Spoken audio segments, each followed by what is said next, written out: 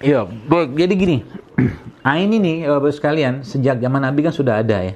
Jadi ini dibuka lagi sessionnya khusus buat Kakak Dewi.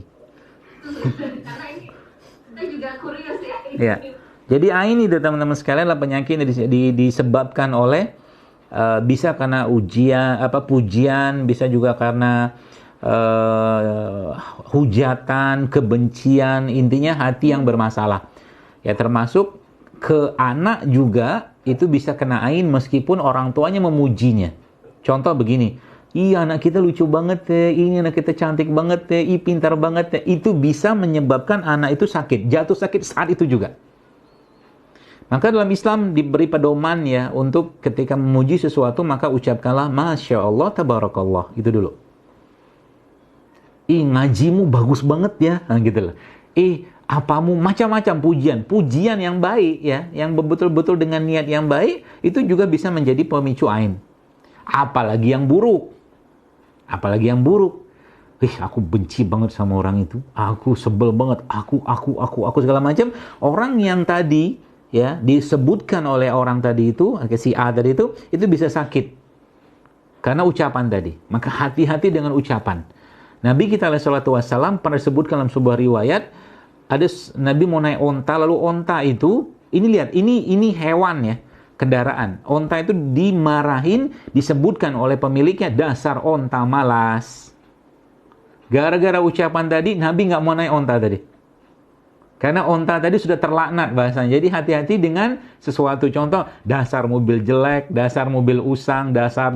Itu bisa kena laknat si kendaraan tadi. Repot kan urusannya kan? Nah, jadi yang repot lagi adalah ketika ain ini terlontar dari, jadi maka jaga benar-benar hati agar jangan sampai ain itu terlempar pada orang lain. Lalu pertanyaannya,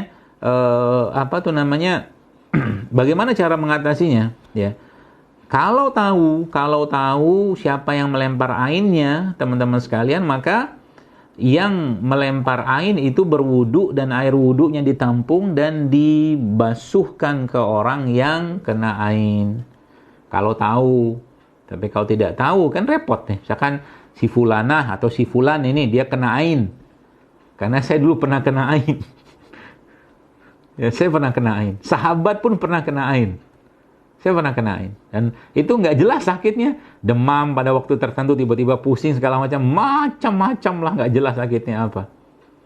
Ya, maka hati-hati dengan ain. Ya. Nah, tadi kalau tahu ya, pakai air wudunya orang yang melempar tadi. Tapi kalau tidak tahu, maka diruqyah pakai daun bidara. Daun bidara 7 butir, 7 lembar, diambil tumbuk, masukin dalam satu baskom atau ember, kasih air, terus dibacakan. Nanti ada tuh bacaan ruqyahnya, nanti bisa dilihat lah di browsing, itu dibeli bukunya banyak tuh. Nah, makanya bagaimana cara kita menghindari ain? Nah, zikir pagi petang jangan lepas, sodakoh jangan lepas tiap hari ya.